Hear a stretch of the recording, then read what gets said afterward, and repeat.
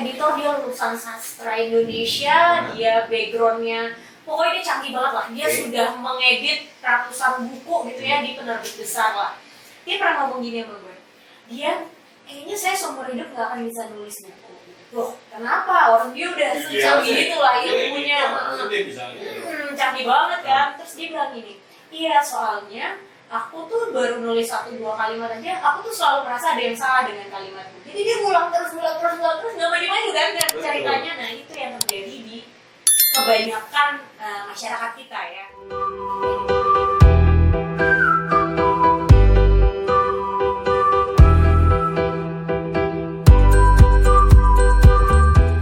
Assalamualaikum warahmatullahi wabarakatuh. Kembali lagi di KP Oren, Kongko ala petualangan Oren. Apa kabar semua? Sehat-sehat semua. Mudah-mudahan teman-teman sobat-sobat Oren diberi kesehatan sama Tuhan. Hari ini kita akan ngobrol lebih asik lagi. Ada obrolan di kursi panas. Salah satunya adalah orang yang punya banyak inspirasi buat saya lah. Bagaimana cara menulis yang asik atau tulis kayak bertualang, apa sih yang harus kita tulis, seperti apa sih gambaran-gambaran menulisnya, teknik-tekniknya seperti apa. Mudah-mudahan hari ini kita bisa bongkar sama orang. Kita datangin salah satu yang akan siap duduk di kursi panas saya. Waktu gue nge-DM lo kan sebenarnya gue cuma pengen simple lah. Gue ngeliat Instagram lo tuh kayaknya asik banget tuh. Kayak tertata bagus, terus caption-captionnya kan keren. Kan kalau Instagram memang tempatnya orang pamer ya. Jadi, itu pamer doang? Itu pamer doang. Makanya kalau sampai 10.000 itu pamer? Enggak, tapi memang kan kalau Instagram kan emang fungsinya memang untuk, ya kan kagak mungkin kan orang memasang foto yang jelek gitu kan. Kan males juga orang buka, ya fotonya jelek semua gitu. Tapi di apa ya sih, di table lu kalau buat namanya lu nama lu gitu, terus keluar tuh gambar-gambar tuh keren tuh. Oh iya, memang diatur sih. Sombong. Apa? Iya, gue yang ngatur. Sebenarnya sih buat lebih ke ini aja, kayak orang-orang yang nggak kenal gitu kan. Pasti kan dia akan, nih kecuali kalau kenal ya. Kalau kenal kan lo nggak usah ngeliat profil gue, tapi lo langsung, oh Dicil nih, Dicil. Jadi nama saya Dicil ya sebenarnya. Gue juga baru tahu tuh. Iya. Kalau lo panggil Dicil. Kalau di Trupala ya kan, aduh nyebutin lagi. Iya. Kalau di Trupala panggilnya Dicil. Biasa. Nama kesayangan, Dian kecil. Dian kecil. Lo ada nama lain? Maksudnya ada yang Dian Sastro juga. Jadi kalau di Instagram itu kan emang kalau kita kenal gitu biasanya nggak perlu masuk ke profil ya kan. Jadi biasanya kayak dia nuranin dia, ini kayaknya si Dicil nih, udah gue langsung follow gitu kan. Tapi kalau orang yang nggak kenal kan mau kenal kan, ini orang siapa sih gitu. Jadi pasti dia akan buka profil ya. Ketika orang buka profilnya kalau itu rapi gitu kan orang lebih ya. Agak baik, gue mau ngobrol-ngobrol jurnalis lah. Maksudnya gini, ada ya. Ini boleh. Apa dipajangan aja deh? Oh selalu mbak, ini ke kafe orang bebas. Iya. Kalau lo mau merokok, silakan merokok di sini. Ini pajangan. Gimana? Jadi ya, gue sih jujur secara petualangan aja, nulis aja gue gak gampang. Jadi kayak orang bercerita aja tuh apa sih? Karena kita mau naik gunung atau habis naik gunung atau pengen orang tuh sebenarnya menceritakan sebuah kisahnya dia. Cuman kadang menulis dari awal nih kagak dapet. Ada atau mati kata atau mati apalah kayak gitu. Makanya ya gue ngedatengin lu gitu yang pengen orang-orang juga yang padahal gak ada ilmunya juga ya. Tapi kok gak ada ilmunya? Bukan, karena kan lu penulis, gue aja minta sharing ke lu gitu. Ya makanya secara umum, secara ya petualang kayak apa sih? Biar apa sih atau dasar atau ada ilmunya apa atau rumusnya apa supaya orang ngebaca itu nggak ngebosenin atau ada ininya, ada rules ininya. Sebenarnya gini, agak kalau kita ngomongin jurnalistik ya, kita harus tahu basicnya dulu. Jurnalistik itu sebenarnya ada dua, ada tiga sebenarnya. Ada yang namanya news, ada yang namanya views, ada yang namanya biasanya entertainment gitu. Jadi kalau misalnya kita ngelihat, gampangnya ya kita ngelihat koran tuh pasti ada beritanya, ada artikel juga. Bedanya apa? Biasanya orang tuh nggak bisa bedain antara berita dengan artikel. Kalau berita itu kalau semakin lama kita tulis, itu semakin basi. Jadi misalnya kayak berita tuh harus secepat mungkin gitu kan. Harus secepat mungkin orang tuh menyampaikan, misalnya ada kejadian misalnya pendaki gunung hilang gitu, itu kan harus secepat mungkin kan diberitakan kan. Update langsung. Update kan. Nah, juga. semakin cepat itu semakin bagus, itu yang namanya news gitu kalau di dalam jurnalistik kan. Ada views itu biasanya istilah opini, artikel, esai yang kayak gitu-gitu. Bedanya apa? Kalau views itu mau dibaca tahun keberapa juga masih bisa. Kayak artikel gitu kan nggak harus yang terbaru gitu, enggak, tapi kita memberikan informasi yang dibaca dari tahun ke berapa gitu, nanti tahun ke depan, berapa tahun ke depan masih bisa gitu dibaca, tuh masih relevan gitu, itu artikel. Yang satu lagi hiburan ya, hiburan tuh kayak fiksi lah, cerpen, kuis, kalau di koran-koran kan. Kalau koran-koran gue senengnya lebih cerdas, Mbak. Nah iya, nah ini dia kan. Nah ini pos kota banget tuh. Nah ini pos kota banget tuh, nah ini. Kayak gue ngeliat tampang lo tuh kayak langsung pasti ini dia. Gue tuh dulu baca bukan, ada koran lampu merah tuh lucu, Mbak. Judul-judulnya itu menarik, malah isinya mah kagak menarik. Nah makanya itu juga yang penting banget untuk diketahui adalah target pembaca kita siapa. Kayak koran lampu merah. Iya. Kita related ya. Koran lampu merah itu laku banget, tapi untuk level, maksudnya yang untuk pembaca yang level tertentu gitu kan. Coba kalau misalnya pembaca-pembaca itu dikasih bahasa seperti bahasa-bahasa di koran Kompas misalnya, ya mereka nggak akan baca, nggak ngerti. Buat orang-orang untuk level tertentu, untuk kita menyampaikan informasi yang penting harus disesuaikan sama bahasa mereka. Gitu. Biasanya itu dulu sih sebenarnya. Makanya tadi nyambung dengan pertanyaan yang Mas komen tadi, gimana sih caranya biar nulis yang enak dibaca supaya orang tuh tertarik. Terus kita tahu dulu siapa pembaca kita, gitu kan. Kalau kita tahu pembaca kita siapa, apalagi lebih spesifik ya, lebih detail gitu ya. Pembaca kita adalah para pendaki gunung misalnya, itu kita nulis dengan bahasa-bahasa pendaki gunung misalnya, itu juga bakalan menarik gitu. Mau ceritain apa juga pasti menarik gitu. Coba kayak misalnya kita ngebahas tentang petualangan tapi sama orang yang emang kerjaannya mager di rumah gitu, ya nggak akan menarik. Yang ada hater. Iya, jadi yang ada hater betul. Jadi harus disesuaikan. Biasanya sih itu. Jadi gue tahu siapa dulu di pembaca gue. Gue mau nulis apa, ibaratnya kalau pertemanan di Instagram ya, gue harus tahu dulu apa yang gue akan sampaikan. Betul. Apalagi kalau di Instagram tuh udah gampang banget. Kita kalau di Instagram bisnis ya, jadi kan ada nih yang lu bisnis, Mbak. Iya, jadi biasanya kalau Instagram bisnis tuh ada ininya Mas, ada profesinya di bawahnya. Jadi kayak kan ada yang blogger, ada yang seniman, ada yang macam-macam gitu kan. Bedanya apa? Kalau Instagram bisnis itu kita bisa ngelihat insight. Insight tuh jadi kita tahu nih, kebanyakan tuh yang datang ke Instagram kita itu umur berapa, lokasinya di mana, terus jam-jam padatnya tuh jam berapa, kita bisa ngecek itu Mas. Nah itu tuh bagi para Instagram. Lupa ada kamera di sini. Asik banget gue ngobrol gini ya. Terus sih gue bilang lu jangan sama gitu lagi nongkrong. Kita lagi ngobrol di depan kamera. Kita mau ditonton di YouTube. Oke. Kita jadi artis YouTube. Kali ini susah ngomong kayak gini mah. Karena gue pancing mulu. Pak, itu umpannya saya. Umpannya tuh. Tuh para Instagram tadi diingetin bahwa ada apa ya? Ada salah satu trik ya. Iya, trik. Kalau mau dibikin Instagram bisnis. Gampang kok. Semua orang bisa kok bikin Instagramnya, bukan Instagram personal gitu. Tapi bedanya kalau Instagram bisnis kita nggak bisa di private. Jadi siapapun bisa lihat. Bisa lihat. Ini ngapain sih Instagram private? Gue sih bodo amat. Banyak musuh biasanya. Gue mau nulis sebuah kata-kata itu kadang bingung deh awalannya. Jadi makanya apa tadi? Gue mau bercerita tadi kan ada tiga ya, ada versi news, ada versi ini. Tapi kan gue bilang tadi, kalau di pendakian ya petualangan seharusnya kan orang yang bercerita pasti ada ilmunya loh, ada rumus-rumusnya nggak sih gitu-gitu? Sebenarnya basic rumusnya tuh ada. Iya, jadi setiap bentuk penulisan tuh basic rumusnya tuh beda-beda sebenarnya. Tapi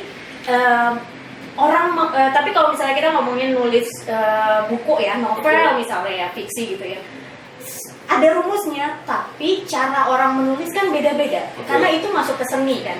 Jadi kalau seni kan kita nggak punya aturan baku sebetulnya. Jadi tergantung masing-masing orang sukanya gimana cara nulisnya. Ada yang sukanya misalnya bikin plot dulu. Ada yang gue kalau pakai plot malah nggak bisa nih. Gue harus nulis aja nih, bebas di kepala gue tulis aja. Ada juga yang misalnya harus interview orang dulu gitu, baru dia bisa nulis atau macam-macam gitu. Jadi sebenarnya aturan baku ada, tapi ya itu tergantung orangnya masing-masing enaknya gimana. Jadi kita nggak bisa, kalau aku ngajar di kampus itu aku lebih ngajar kayak ini ada banyak pilihan loh cara kamu menulis gitu, terserah mau pakai yang mana gitu, karena tiap orang beda-beda lah. Kita nggak bisa maksain orang, oh kamu harus pakai rumus yang ini nih, bisa-bisa nggak jadi. Ada rumusnya apa? Ada apa nih? Nulis apa dulu nih? Ya pokoknya Beda-beda. Beda. Kan ada fiksi dan non fiksi ya. Kalau non fiksi itu lebih ke biografi, lebih ke yaitu tadi artikel, berita dan sebagainya yang real lah ya. Itu kalau non fiksi. Kalau fiksi itu lebih ke puisi, skenario film, novel, itu adalah non fiksi. Jadi makanya mau teknik yang mana nih? Kalau fiksi kan berarti kalau fiksi paling gampang itu kita belajar premis. Kalau cerita panjang ya, premis itu rumus paling gampang, tapi rumusnya ada macam-macam ya. Rumus paling gampang itu adalah karakter, tujuan, hambatan. Jadi karakternya siapa, tujuannya apa, hambatannya apa. Nah, biasanya kalau aku nawarin cerita ke produser film misalnya, mereka tuh nggak bakal peduli dengan cerita panjangnya, tapi dia akan nanya premisnya apa. Nah, premis yang bagus itu biasanya cuma satu kalimat. Apa tuh? Iya, cuma satu kalimat. Jadi karakter, tujuan dan hambatan itu harus dirangkai menjadi satu kalimat aja. Dari satu kalimat itu akan bisa kelihatan nih bakal bagus nggak nih filmnya, skenarionya. Misalnya gini, karakter ini gue ngarang-ngarang aja ya. Seorang penyanyi dangdut yang bercita-cita untuk menjadi penyanyi profesional datang ke Jakarta, tetapi di Jakarta dia ketipu sama orang. Nah itu kan tinggal koma terus ada titik terakhirnya. Itu kan sebenarnya satu kalimat. Oh, berarti ibaratnya kalau gue bikin judulnya, jadi ibarat satu kalimat itu judulnya suka menarik orang dulu gitu. Ngemancing dari kalau lampu merah kali ya.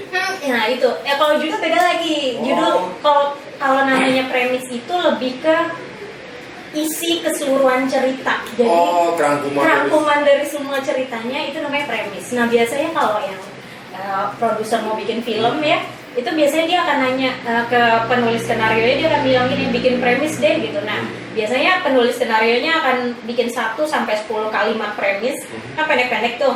Terus nanti tinggal dipilih yang produsernya, oh gue suka nih yang nomor 5, baru dibikin cerita panjangnya gitu. Biasanya kayak gitu.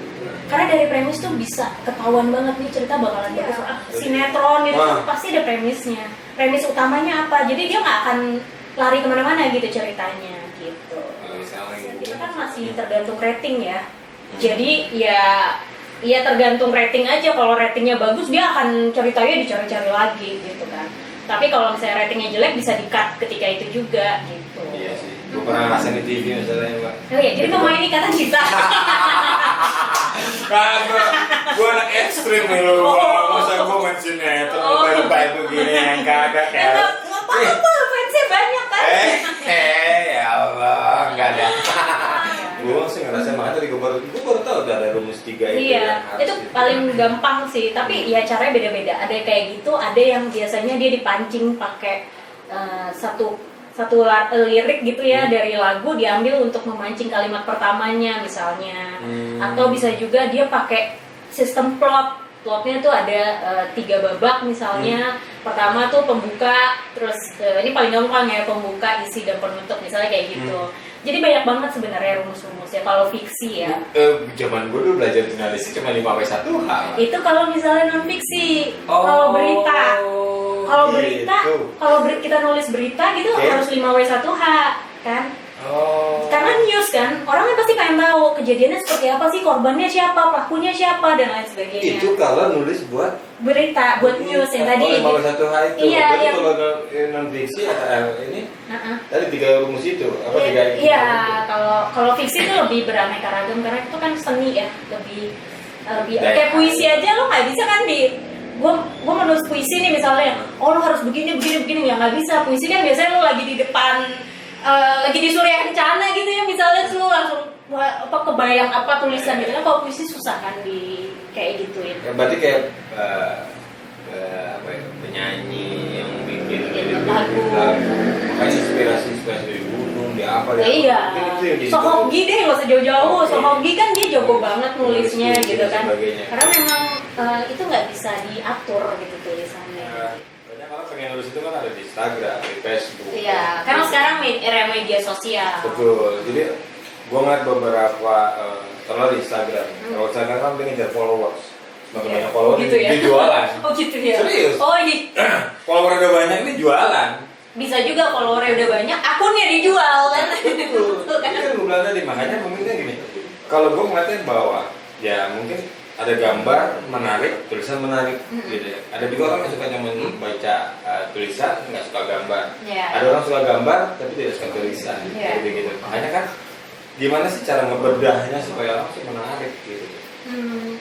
Sebenarnya kalau kita ngomongin kok serius ya? Ya nggak apa-apa, lu kan dosen. Sambil mikir. Gue cuma berpikir kalau lu. Apakah gue terlihat seperti dosen? Gitu. Gue kalau murid lu, gue bilang ini dosen lu kayak begini.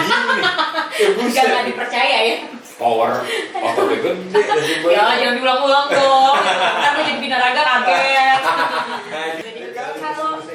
Jadi sebenarnya basicnya ya kita ngomongin media sosial ya, karena sekarang kan ya lagi boomingnya media sosial, apalagi pas pandemi gini ya. Orang semua kayak media sosial gitu. Sekarang kan nggak bisa ngapain. Betul. Nah sebenarnya kita harus tahu fungsi masing-masing media sosial. Kayak Instagram udah pasti dia fokusnya foto, YouTube udah pasti fokusnya video, ya kan?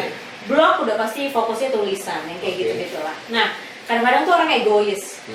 Gue pengen punya Instagram tapi gue nggak suka foto-foto, jadi fotonya dibuat tulisan gitu kan. Itu sebenarnya salah gitu, apa nggak akan efektif dan efisien gitu, karena fungsi utama Instagram itu adalah foto gitu kan. Jadi tulisan tuh cuman kayak jadi pelengkap aja sebenarnya. Nah gimana caranya biar menarik gitu kalau Instagram, contohnya Instagram gitu ya. Balik lagi, target kita siapa gitu, target pembaca Instagram kita tuh siapa sebenarnya gitu. Penilaian menarik atau tidaknya itu sebenarnya agak susah diukur kan, karena selera orang beda-beda kan. Nah ya jadi lebih kayak targetnya dulu siapa, baru kita menyesuaikan untuk target kita itu gitu. Jadi semakin kita spesifik targetnya, mungkin akan semakin mudah kita untuk mengemas material isi Instagramnya kayak gitu. Lagian kalau Instagram itu kan foto ya, jadi sayang aja gitu kalau nulis panjang-panjang di Instagram. Kalau nulis tuh lebih baik ya di blog Ya, atau di website. karena gue ngeliat ya kalau di Instagram dia sih. Jadi kalau kita udah searching foto ini, misalnya ngomong gunung semua gambar-gambar video ini. Dan gitu. kalau kita ingat bahwa fungsi Instagram itu adalah foto, fungsi utamanya, berarti kan yang harus kita fokusin adalah kualitas fotonya kan. Entah, ya kan orang melihat Instagram pasti visual kan. Nah jadi kamera, maksudnya kualitas gambar yang bagus, ya itu juga jadi nilai, jadi pertimbangan gitu. Kayak YouTube juga misalnya, YouTube tapi isinya foto semua gitu kan, nggak sesuai fungsinya gitu kan sebenarnya. Video. Itu kan video gitu. Kalau lo mau nulis, bagusnya di mana? Kalau mau nulis di media sosial nih, di media sosial. Di media sosial ya. Ya nulis pasti di blog lah. Lo bisa nulis sepanjang apapun yang Bikin blogger gitu. Ya, masih menarik kan blog. orang bikin blog gitu kan jarang yang buka. Gini, apa ya? Komunitasnya berbeda. Jadi lo nggak bisa maksain penonton film untuk baca buku kan? Jadi memang ininya beda-beda gitu. Jadi itu tadi balik lagi, siapa sih yang akan jadi target lo gitu mas. Jadi harus kita tahu dulu. Gue pernah tuh misalnya bikin blog kayak gitu. Ya akhirnya gue lupa lah, karena gue lupa passwordnya apa, gue lupa, jadi gue tinggalkan blog gue. Ya gue nulis itu, ya nulis aja. Kalau gue kayak bikin diare sih sebenarnya. Nah emang itu fungsi ya blog sebenarnya. Itu sebenarnya. Iya, jadi lo bisa nulis panjang-panjangnya kan. Ya bahkan kalau zaman dulu gue, ya belum ada internet, belum ada inilah ya. Gue nulisnya di kertas. Ya bahasanya diare itu kan zaman-zaman. Gue pikir lo nulis di artefak gitu. Ya keles. Prasasti. Prasasti komik. Kagak lah. Habis lu kayaknya ceritanya zaman dulu banget gitu loh. Enggak, gue gak mau zaman dulu. Masih hieroglifs Bukan, tulisannya. karena pada dulu judul lagu diari apa, diari gitu, diari dan sebagainya itu kan orang menulisnya di diari. Iya. Itu sebenarnya basic nulis sih. Basic nulis Basic kan? nulis adalah gue tuh selalu ngajarin ke mahasiswa gue yang memang nggak suka nulis. Oke. Gue tuh selalu ngajarin ngomong gini pertama kali, tulislah tentang apa yang kalian suka atau diri kalian sendiri. Masa sih diri kalian sendiri kalian nggak bisa menyeritain? Gitu. Sebenarnya kita semua tuh adalah penulis, cuman penulis dalam hati. Betul. Nggak dituangin dalam tulisannya. Ya, karena itu hubungnya. Mungkin orang akan sukar untuk memulai mana bahasa pertamanya, atau mungkin bahasa-bahasa apa aja yang nggak boleh ditulis. Misalkan kayak gini nih, gue cerita. Aku udah dari naik Gunung Gede, terus kemudian aku naik ini, atau misalkan jatuhnya rame-rame, kami naik Gunung Gede, terus kami juga menjalankan ini. Kebanyakan kaminya mungkin. Nah, benar. ada hal-hal mungkin yang apa ya, mengubah kata kaminya atau kalimat-kalimat ini dirubah menjadi sebuah paragraf bagus. Ada tulisan-tulisan yang menarik yang mungkin satu alinea ini enak dibacanya gitu. Nah itu harus apa yang dilakukan untuk mempermudah itu? Kalau menurut gue sih kita tuh banyak terdoktrin dengan teknik menulis ketika kita sekolah dulu. Oke. Jadi waktu sekolah tuh kita selalu, makanya hampir seragam ya. Waktu sekolah dulu kalau suruh nulis cerita pada suatu hari, pada zaman dulu, betul. pada hari liburan sekolah kemarin, liburan sekolah kemarin, gitu-gitu. Maksudnya template banget kan. Padahal sebenarnya kalau kita mau menulis itu kita tulis dulu apa yang ada di dalam kepala kita gitu.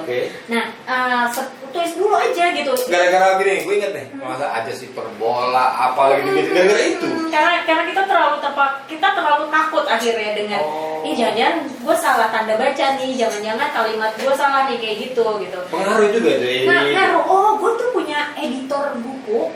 Itu editor dia lulusan sastra Indonesia, dia backgroundnya pokoknya dia canggih banget lah. Dia sudah mengedit ratusan buku gitu ya di penerbit besar lah. Dia pernah ngomong gini sama gue, dia kayaknya saya seumur hidup nggak akan bisa nulis buku gitu. Loh kenapa? Orang dia udah canggih gitu lah ilmunya, canggih banget kan. Terus dia bilang gini, iya soalnya aku tuh baru nulis 1-2 kalimat aja, aku tuh selalu merasa ada yang salah dengan kalimatku. Jadi dia ngulang terus, nggak maju-maju kan ceritanya. Nah itu yang terjadi di kebanyakan masyarakat kita ya, kayak gitu. Jadi kita terlalu takut untuk nulis gitu. Padahal ya karena gue liat gini, kita perlu cerita nih. Ada caption apa ya, kayak berikutnya, oh si ayah ini lagi nih, terus kayak ada kalimat ngobrol dan sebagainya. Sebenarnya kan nulis juga bisa kayak begitu kan? Iya, jadi kalau di tulisan fiksi terutama ya, itu ada 3 teknik penulisan, narasi, deskripsi, dan dialog. Ini semua harus seimbang. Kalau lo berat sebelah, itu tulisannya akan bosenin. Ya maksudnya lo, misalnya gue gitu, deskripsiin lo gitu ya, gue deskripsi lo nggak ada dialognya, nggak ada apa yang gue deskripsiin aja kan orang bete ya. Kadang-kadang gue masukin aja gitu, itu mas komen tuh yang suka pakai topi gitu kan ada dialog gitu, kata si ini gitu, itu kan orang akan lebih bervariasi rasanya gitu kan. Jadi harus 3 ini tuh harus seimbang gitu porsinya gitu. Butuh daya hayal ya? Kalau fiksi nih iya gitu. Tapi kalau balik lagi kalau non fiksi sih kan real ya, kita harus banyak interview orang, harus banyak cari sumber-sumber yang terpercaya. Sebenarnya gini sih, semua tulisan ketika sudah ke publik itu adalah tanggung jawab penulisnya sebenarnya. Jadi kita tuh harus ingat itu. Jadi ketika kita sudah memberanikan diri untuk membuat tulisan yang dibaca oleh orang banyak, kita harus ingat bahwa itu adalah tanggung jawab kita. Kita harus punya tanggung jawab yang besar terhadap tulisan kita gitu. Kayak gini nih, aku tuh dulu waktu pertama kali nulis kan aku SMP ya. Novel pertama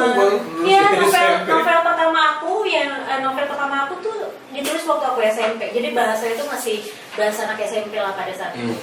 Di situ aku pertama kali belajar bahwa itu kan novel ya, jadi fiksi kan, imajinasi gitu. Tapi ketika masuk ke editor kan ngomong gini, ini faktanya mana nih, bisa nggak nih kayak gini nih, kayak gitu.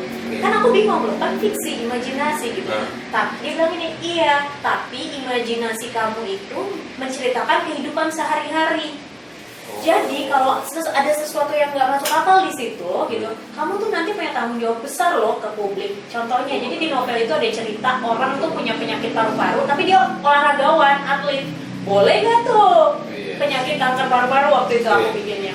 Nah, terus akhirnya aku baca buku kedokteran kayak gitu di segala macam. Karena apa? Nanti kalau misalnya ada pembaca yang beneran punya penyakit itu, terus di novel ini boleh kok gitu, terus dia olahraga keras gitu ya, terus lewat gitu kan, kita dosa di penulisnya gitu kayak Berarti gitu.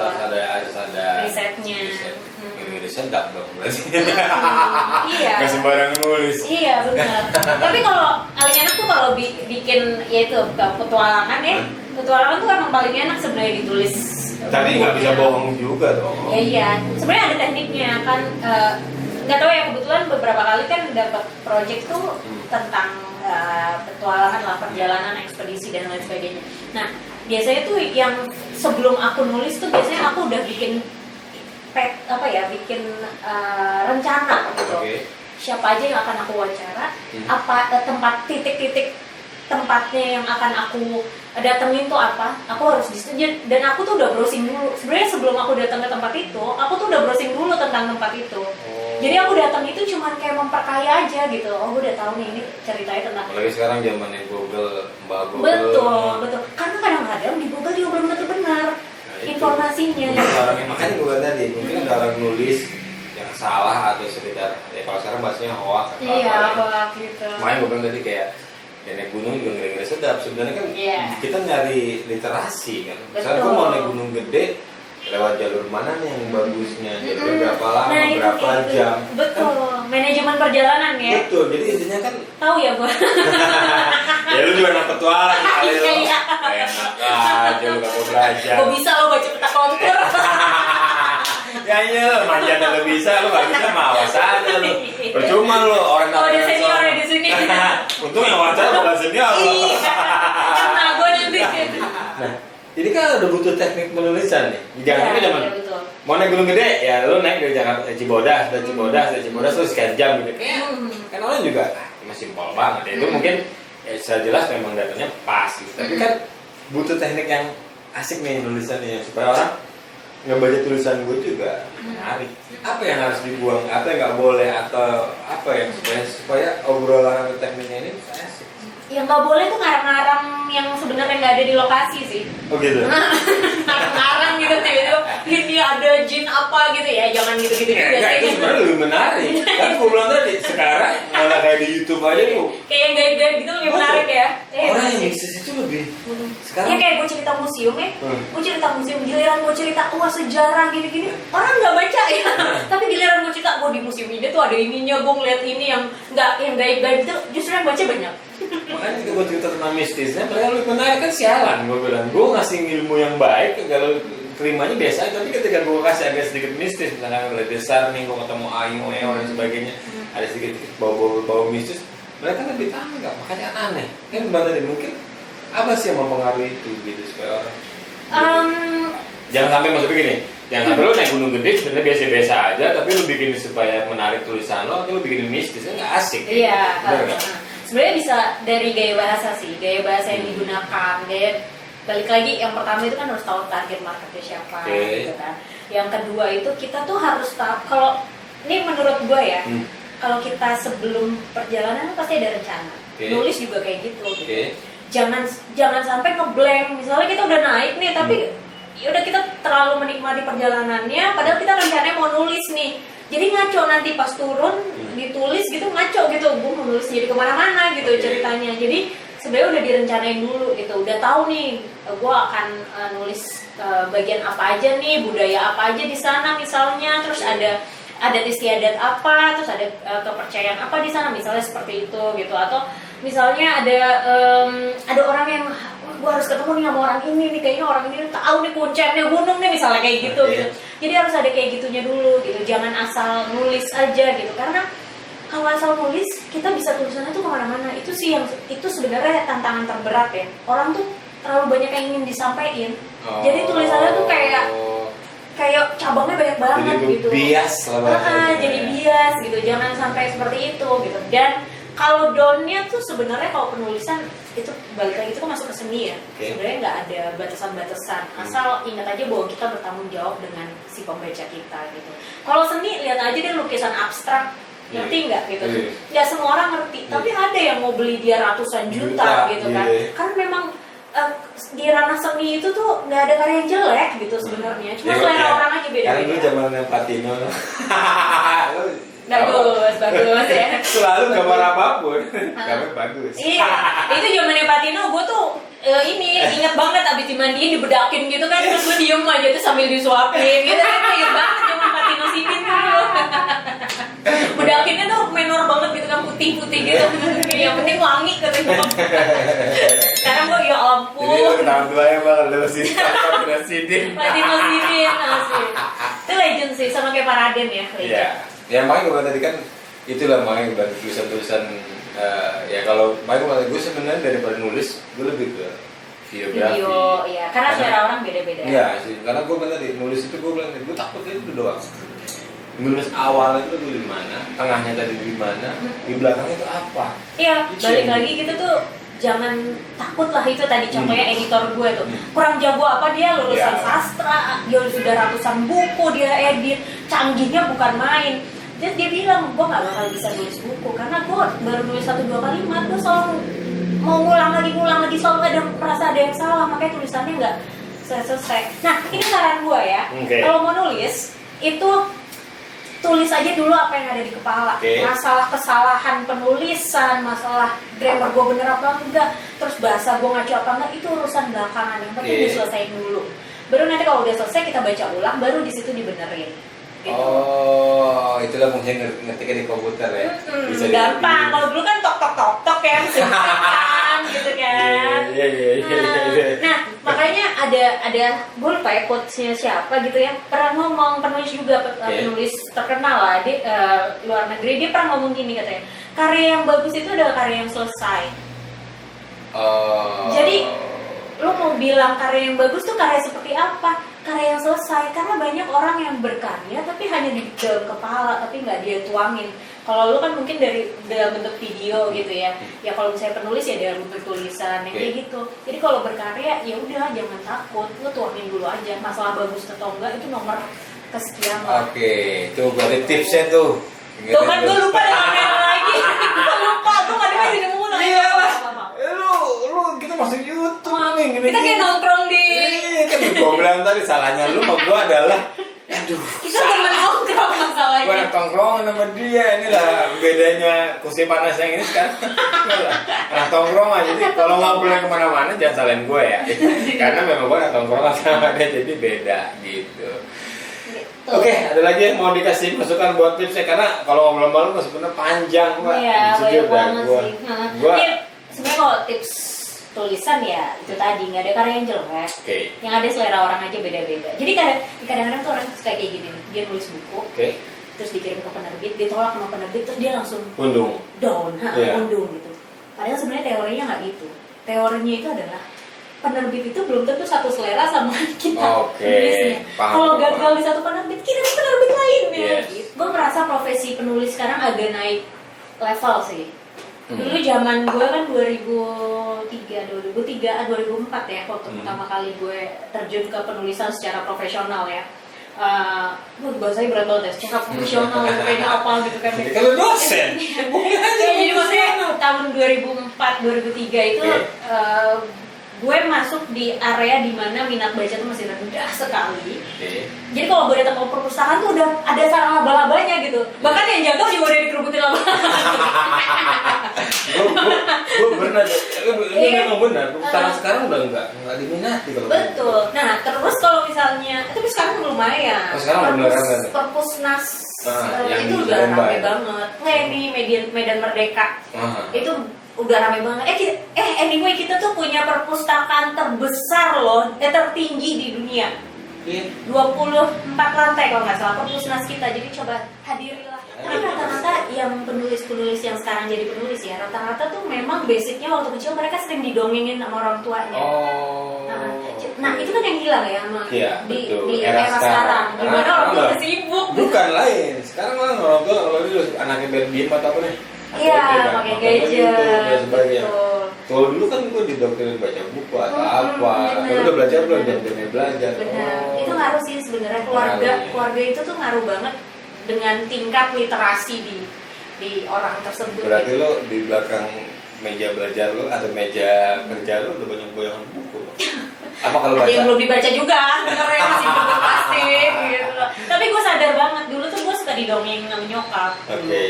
Jadi apa ya, imajinasi gue terus bagaimana untuk, kan kalau kita menulis itu kan kita ngomong soal creative thinking juga gitu Oke. kan.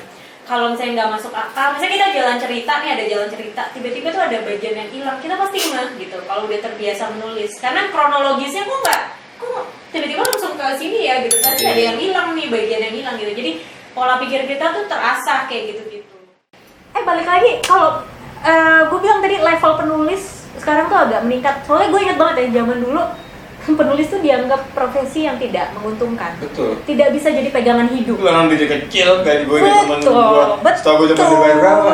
Ya paling 50.000, 100.000. Gila gue gila. Betul, padahal kerjaan Padahal penulisnya lo berangkat naik gunung, gue pernah Iya, ada temen gue iya. yang sering bikin artikel tentang pendakian atau apa gitu, dia nulis kan, "Wih, perjalanan dia naik gunungnya itu berapa?" Iya, biaya dibayar itu. cuma 250.000. Nah, itu dia. 200.000. Nah, itu waktu zaman-zaman dulu tuh dianggap profesi yang ya, apa lo mau jadi penulis agak mengkhawatirkan bagi orang tua gitu kan, Yeah. ketika anaknya bilang mau jadi penulis. Tapi sekarang gue tuh melihat profesi penulis tuh kayak profesi yang semua orang pengen. Karena cari duitnya gampang. Jadi aja penulis konten, jadi aja copywriter di iklan, jadi aja penulis artikel, penulis skenario, penulis novel, buku, segala macam.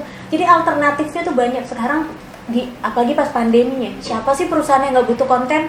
Iya. Perusahaan semua butuh konten, butuh penulis semua perusahaan gitu kan, karena mereka udah beralih ke digital. Jadi gue tuh dulu zamannya gue masih sekolah dulu, saat gue bikin konten gitu, bikin video-video gitu, lu dibilangin lo ngapain sih, nggak ada duitnya ngomong gitu. Sekarang kan kita ada profesi baru yang namanya content creator gitu kan, kayak gitu. Jadi ya kalau tertarik di dunia penulisan saat ini tuh kayaknya saat yang tepat banget untuk ngembangin keahlian menulis sih gitu. Karena nyari duitnya gampang Mau kan. nyari duit. Iya, nyari duitnya gampang. Kan jadi penulis, kalau Setiap zaman hari. dulu mungkin enggak lah. Iya. Dulu tuh gue dibilang, "Ma, aku mau jadi penulis aja." Wah, nyokap gue udah udah kayak sinetron, zoom in zoom out gitu nyokap gue gitu kan. Ngeri gitu. Oke, obrolannya selalu waduh. Banget sih sebenarnya malam, Mbak. Gue ketawa mulu sih ya. Serius, kayaknya sebenarnya kalau gue bikin panjang tuh orang bosen juga nonton sampai 50 menit, 60 menit. Kayaknya kita bikin mau kayak kita lagi ya bosan. Enggak, aku makanya gue bilang tadi, next episode lah kita bikin cerita tentang skripsi, bikin skrip, bikin Skripsi juga nggak apa-apa kok. bikin, karena tadi gue bilang tadi lu cerita tentang bisa membaca tulisan, bisa, wah seru gitu ya.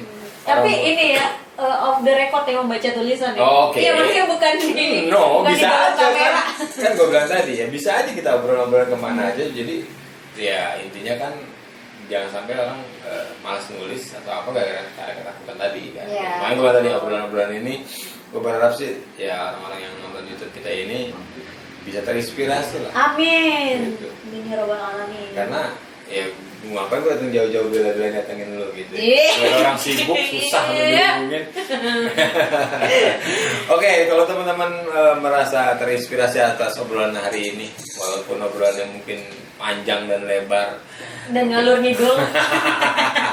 tapi gue akan ajak dia lagi lah ngobrol yang lebih panjang lagi, lebih serius lagi. Terima kasih loh Pak. Terima kasih loh, saya diingat Pak.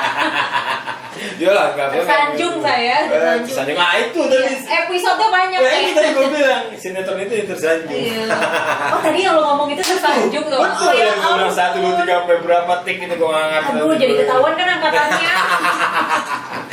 Oke, kalau teman-teman terinspirasi, jangan lupa like and subscribe dan coba tulis di komentar apa yang pengen obrolkan di kafenya Oren. Jadi mudah-mudahan channel kita ini bisa menginspirasi orang banyak. Amin, KP ini. Iya, Bukan kafe. nggak pakai F tapi pakai P. KP. Oke, itu aja dari kami berdua. Saya Komeng. Saya Dian Dian Nuranin apa? Nama lo asli siapa?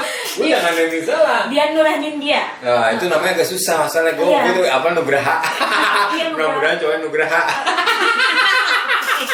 Ayo siapa penonton yang belakangnya namanya Nugraha? Silakan komen di sini, Mbak, gue namanya Nugraha, silakan. Jadi biro jodoh ya. Iya, bisa jadi gue nggak apa-apa. Nah, iya.